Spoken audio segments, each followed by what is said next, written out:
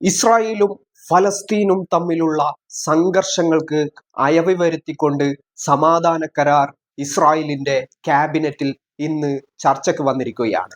Israeli ക്യാബിനറ്റിലെ പ്രതിപക്ഷ അംഗങ്ങൾ ഈ സമാധാന കരാറിനെ എതിർത്തുവെന്നാണ് മനസ്സിലാക്കാൻ കഴിയുന്നത്. അതായത് യുദ്ധമന്ത്രി ബെൻഗവിർ അടക്കമുള്ള ആളുകൾ ക്യാബിനറ്റിൽ ഇത്തരം ബില്ലിനെ എതിർക്കുകയും തീവ്ര വലതുപക്ഷം, ഇസ്രായേലിലെ അതിതീവ്രമായ വലതുപക്ഷം ഇതിനെ അതിശക്തമായി എതിർക്കുകയും ചെയ്തു. പക്ഷേ നാളെ പാർലമെന്റിൽ കൂടി ഈ ബിൽ ഇസ്രായേലിന്റെ പാർലമെന്റിൽ കൂടി ചർച്ചയ്ക്ക് വിധേയമാകുകയും അത് ഞായറാഴ്ചത്തോടു കൂടി പൂർണ്ണമായിട്ടുള്ള സമാധാന കരാറിലേക്ക് എത്തുന്ന രീതിയിലേക്ക് കാര്യങ്ങൾ എത്തപ്പെടും എന്ന് തന്നെയാണ് പ്രതീക്ഷിക്കപ്പെടുന്നത്. എന്നാൽ പോലും ഇസ്രായേലിൽ രണ്ട് പ്രധാന വിഭാഗങ്ങൾ ഇപ്പോൾ പരസ്പരം ഏറ്റുമുട്ടുന്ന സാഹചര്യത്തിലേക്ക് കാര്യങ്ങൾ എത്തപ്പെട്ടിരിക്കുകയാണ്. അതിൽ ഒന്ന് പ്രതിപക്ഷമാണ്. തീവ്ര വലതുപക്ഷമായ പ്രതിപക്ഷം അതിശക്തമായ ഹമാസിനെ അവസാനിപ്പിക്കാതെ ഒരിക്കലും വെടിനിർത്തൽ കരാറിലേക്ക് പോകരുത് എന്നും അത് ഇസ്രായേലിന്റെ അന്ത്യം കുറിക്കുമെന്നാണ് അവർ പറയുന്നുള്ളത്.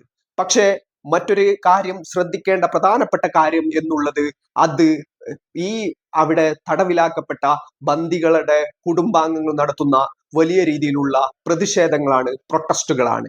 കഴിഞ്ഞ ഒക്ടോബർ 7 തൂഫാനുൽ അക്സ തുടങ്ങിയതിനു ശേഷം ഇതുവരെയുള്ള ഇസ്രായേലിന്റെ ചരിത്ര പശ്ചാത്തലം പരിശോധിക്കുമ്പോൾ ഇത്തരത്തിൽ രണ്ട് വിഭാഗങ്ങൾ വലിയ രീതിയിലുള്ള പ്രതിഷേധങ്ങൾ ഉയർത്തിക്കൊണ്ട് അവിടെ രംഗത്തുണ്ടായിരുന്നു. ബന്ദികളുടെ കുടുംബാംഗങ്ങൾ പലതവണ ഇസ്രായേലിന്റെ പാർലമെന്റിന് പുറത്തും ടെൽ അവീവിന്റെ തെരുവീതികളിലും വലിയ രീതിയിലുള്ള പ്രതിഷേധ സ്വരങ്ങൾ ഉയർത്തിയിരുന്നു.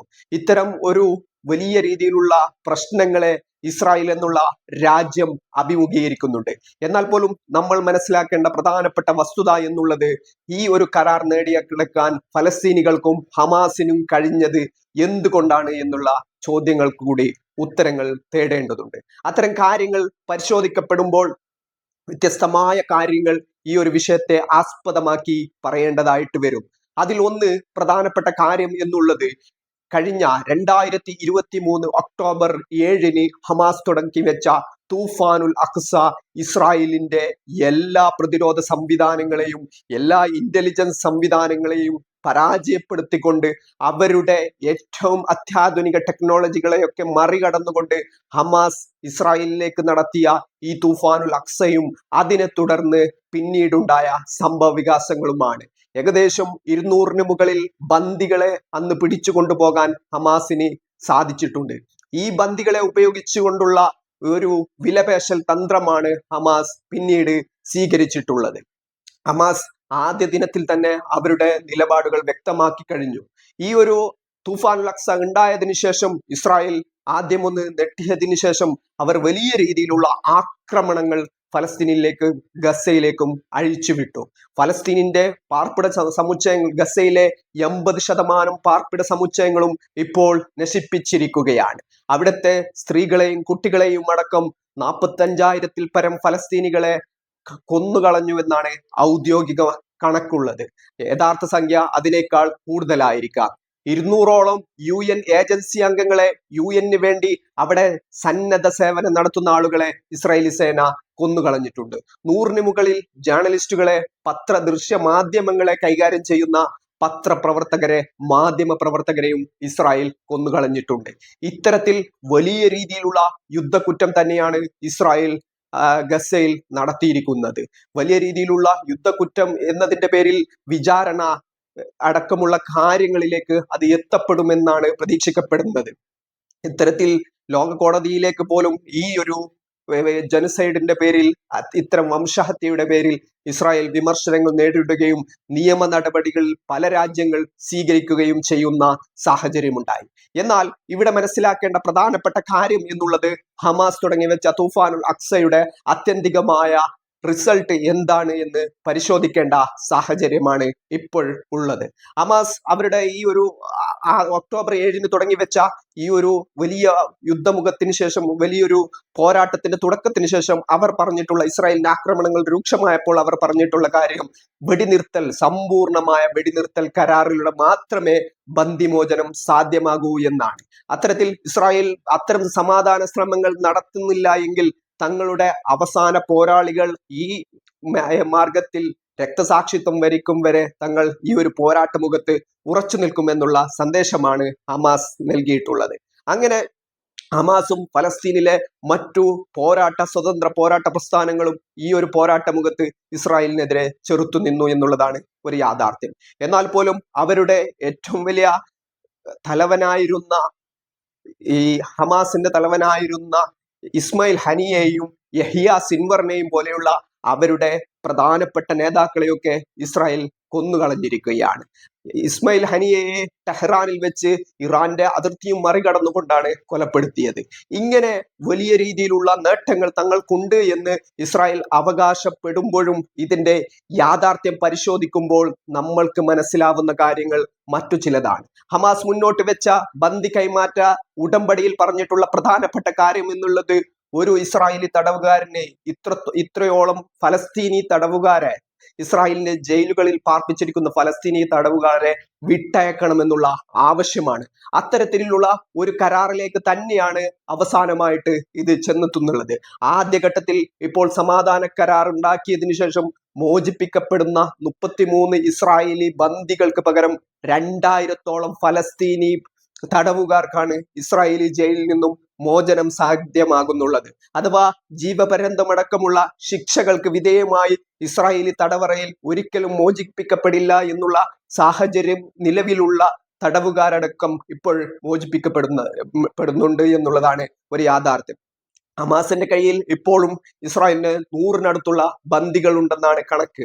അതിൽ നിന്നും ആദ്യഘട്ടത്തിൽ 33 ബന്ദികളെയാണ് കൈമാറുന്നത്. അതിൽ സ്ത്രീകളും കുട്ടികളും അല്ലെങ്കിൽ വൃദ്ധരായ ആളുകൾക്കുമാണ് പ്രാഥമിക പരിഗണന. അഥവാ യുദ്ധത്തിൽ പരിക്കേറ്റവരെ അടക്കമുള്ള ആളുകളെ കൈമാറുമെന്നാണ് കണക്ക്. എന്നാൽ ഏതെങ്കിലും ഒരു ഇസ്രായേലി സൈനികനെ കൈമാറുന്നുണ്ടെങ്കിൽ അതിന്റെ വ്യവസ്ഥകൾ മറ്റു ചിലത് കൂടിയാണ്. ഇത്തരത്തിൽ നോക്കുമ്പോൾ ഹമാസ് ഈ ഒരു വലിയൊരു പോരാട്ടമുഖത്ത് കൃത്യമായിട്ടുള്ള മേധാവിത്വം നേടിയിരിക്കുന്നു എന്നാണ് ഈ 1.5 വർഷത്തെ ഈ ഒരു ഇസ്രായേലി ആക്രമണങ്ങളുടെ അവസാന ഉത്തരങ്ങൾ എന്നുള്ളത്. കാരണം അവർ ഒന്നാം ദിവസം തന്നെ ആവശ്യപ്പെട്ട കാര്യങ്ങളിലേക്ക് തന്നെ ഈ ഒരു സമാധാന കരാറിന്റെ ഉടമ്പടികൾ ഉണ്ടായിരിക്കുന്നു എന്ന് തന്നെയാണ്. അവർ പറഞ്ഞിരിക്കുന്ന കാര്യങ്ങളിലേക്ക് എത്തിയിരിക്കുകയാണ്. അതായത് ഈജിപ്തുമായിട്ട് അതിർത്തി പങ്കിടുന്ന ഫിലാൻഡോഫി അടക്കമുള്ള സ്ഥലങ്ങളിൽ നിന്നും ഇസ്രായേലി സേന ഇപ്പോൾ പിന്മാറേണ്ട സാഹചര്യം ഉണ്ടാകുന്നു. ആദ്യഘട്ടത്തിൽ തന്നെ ഫലസ്തീനിലെ ഗസയിലെ പ്രധാനപ്പെട്ട മേഖലകളിൽ നിന്നൊക്കെ ഇസ്രായേലി സേന പിന്മാറുകയാണ്. രണ്ടാം ഘട്ടത്തിൽ പൂർണ്ണമായിട്ടുള്ള സൈനിക പിന്മാറ്റമാണ് ഹമാസ് ആവശ്യപ്പെടുന്നുള്ളത്. അങ്ങനെ അത്തരത്തിൽ നോക്കുമ്പോൾ ഈ ഒരു പോരാട്ടമുഖത്ത് വലിയ രീതിയിലുള്ള ഒരു വിജയം എന്നുള്ള രീതിയിലേക്ക് തങ്ങളുടെ നിരവധി പോരാളികൾ കൊല്ലപ്പെടുമ്പോഴും അനേകായിരം ഫലസ്തീനികൾ ഈ ഒരു ദുരിതക്കയത്തിൽ അകപ്പെടുമ്പോഴും ആത്യന്തികമായിട്ട് അവർ വെച്ച ആവശ്യങ്ങൾക്ക് മുമ്പിൽ ഇസ്രായേലിനും അമേരിക്കക്കും അംഗീകരിക്കേണ്ട സാഹചര്യം ഉണ്ടായിരിക്കുകയാണ്.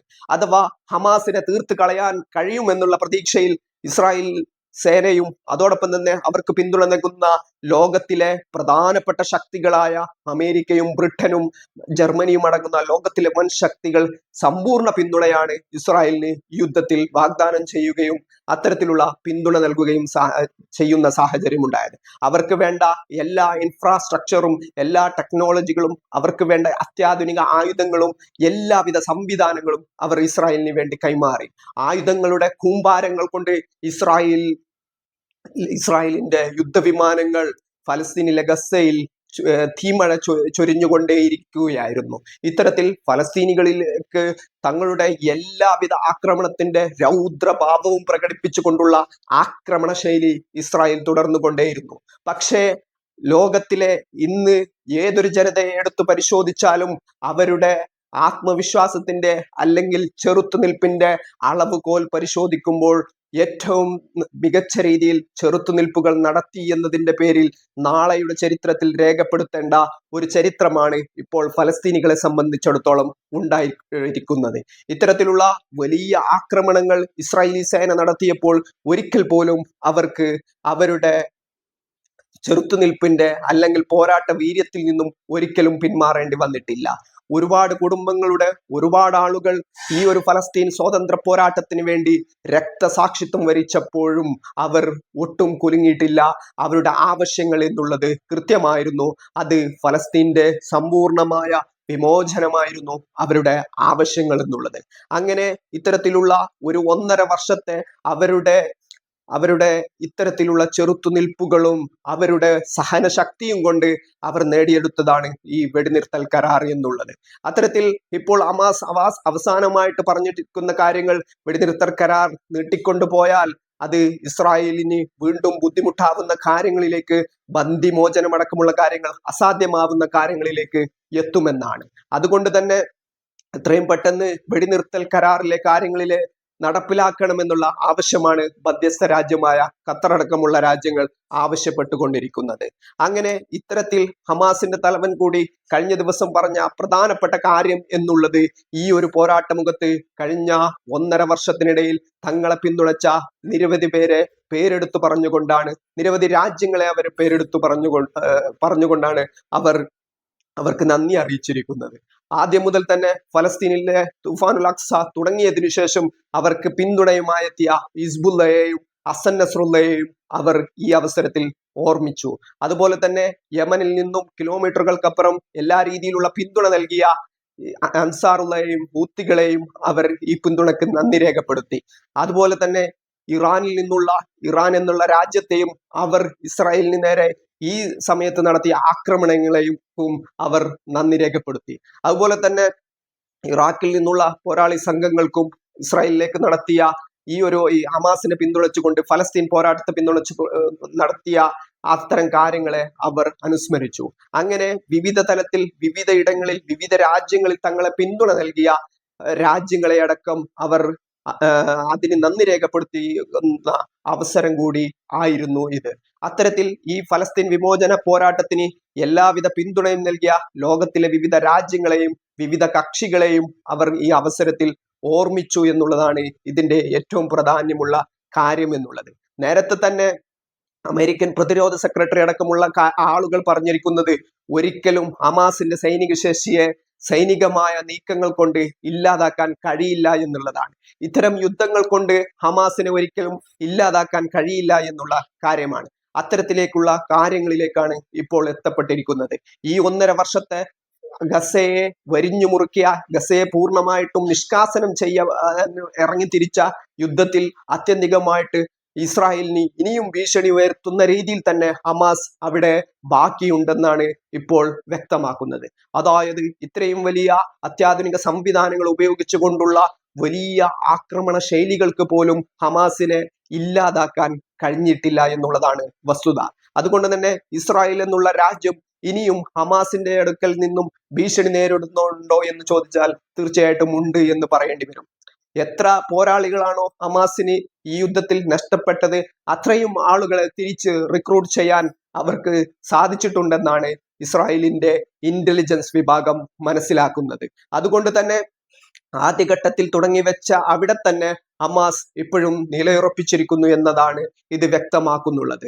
അവരുടെ തന്ത്രപ്രധാനിയായ, അവരുടെ ഈ ഒരു പോരാട്ട മേഖലയിൽ കഴിഞ്ഞ വർഷങ്ങളോളം സേവനം ചെയ്തിട്ടുള്ള ഇസ്മായിൽ ഹനി അടക്കമുള്ള, അല്ലെങ്കിൽ യഹിയ സിൻവർ അടക്കമുള്ള ആളുകളെ അവർക്ക് നഷ്ടപ്പെടുമ്പോഴും അവർ അതിന് പരിഹാരങ്ങൾ ഉണ്ടാക്കിക്കൊണ്ട് തന്നെ മുമ്പോട്ട് വന്നു എന്നുള്ളതാണ് ഈ ഒരു യുദ്ധത്തിന്റെ പരിസമാപ്തിയിലേക്ക്, അല്ലെങ്കിൽ വെടിനിർത്തൽ കരാറുകളിലേക്ക് എത്തുമ്പോൾ മനസ്സിലാക്കാൻ കഴിയുന്നത്. ഏത് നഷ്ടങ്ങളെയും, ഏത് പ്രശ്നങ്ങളെയും, ഏത് പ്രതിസന്ധികളെയും അതിജീവിച്ചു കൊണ്ടുള്ള ഒരു ചെറുത്തുനിൽപ്പുകൾക്ക് മാത്രമേ ഫലസ്തീൻ വിമോചന പോരാട്ടം, ഫലസ്തീൻ എന്നുള്ള സ്വതന്ത്ര രാജ്യത്തിന്റെ അവകാശങ്ങൾ നേടിയെടുക്കാൻ കഴിയൂ എന്ന് ഹമാസ് ഇപ്പോഴും ഉറച്ചു വിശ്വസിക്കുന്നുള്ളത്. അതുകൊണ്ട് തന്നെ ഇസ്രായേൽ എന്നുള്ള രാജ്യത്തിന് ശക്തിയുടെ ഭാഷ മാത്രമേ മനസ്സിലാവൂ എന്നതാണ് നേരത്തെ ഹസൻ നസ്രുള്ള അടക്കമുള്ള ആളുകൾ പറഞ്ഞത്, അഥവാ യഹിയ സിൻവർ അടക്കമുള്ള ആളുകൾ വിശ്വസിച്ചിരുന്നത്. അതുകൊണ്ട് തന്നെ ഇസ്രായേലുമായിട്ടുള്ള ഏതെങ്കിലും രീതിയിലുള്ള അനുരഞ്ജനങ്ങൾക്ക് പ്രസക്തിയേ ഇല്ല എന്നുള്ള നിലപാടായിരുന്നു അവരെ സംബന്ധിച്ചിടത്തോളം ഉണ്ടായിരുന്നത്. അതുകൊണ്ട് തന്നെയാണ് നേരത്തെ യാസർ അറഫാത്ത് എന്ന ഫലസ്തീൻ വിമോചന പോരാട്ടത്തിന് ഒരു കാലത്ത് എല്ലാവിധ പോരാട്ട മേഖലയിൽ ഉറച്ചു നിന്നിരുന്ന ആ ഒരു സംഘം പിന്മാറുകയും അവരുടെ പോരാട്ടം അവസാനിപ്പിക്കുകയും ചെയ്തപ്പോൾ, അതല്ല, ഈ ഒരു മാർഗത്തിലൂടെ, ഈ ഒരു പോരാട്ട മാർഗത്തിലൂടെ മാത്രമേ തിരിച്ചു വരാൻ കഴിയുകയുള്ളൂ, ഫലസ്തീൻ സ്വതന്ത്ര പോരാട്ടം എന്നുള്ള തങ്ങളുടെ ആവശ്യം നേടിയെടുക്കാൻ കഴിയുകയുള്ളൂ എന്ന് വിശ്വസിച്ച ഒരു വിഭാഗമാണ് ഹമാസും യഹിയ സിൻവർ അടക്കമുള്ള ആളുകൾ. അങ്ങനെ ഇസ്രായേലുമായിട്ടുള്ള നിരന്തരമായ പോരാട്ടത്തിലൂടെ നേടിയെടുക്കേണ്ടതാണ് തങ്ങളുടെ സ്വതന്ത്ര അവകാശം എന്നുള്ള ബോധ്യം ഫലസ്തീൻ ജനതയിൽ ഉണ്ടാക്കിയെടുക്കാൻ ഈ ഒരു സംഘത്തിന് കഴിഞ്ഞിരിക്കുകയാണ്.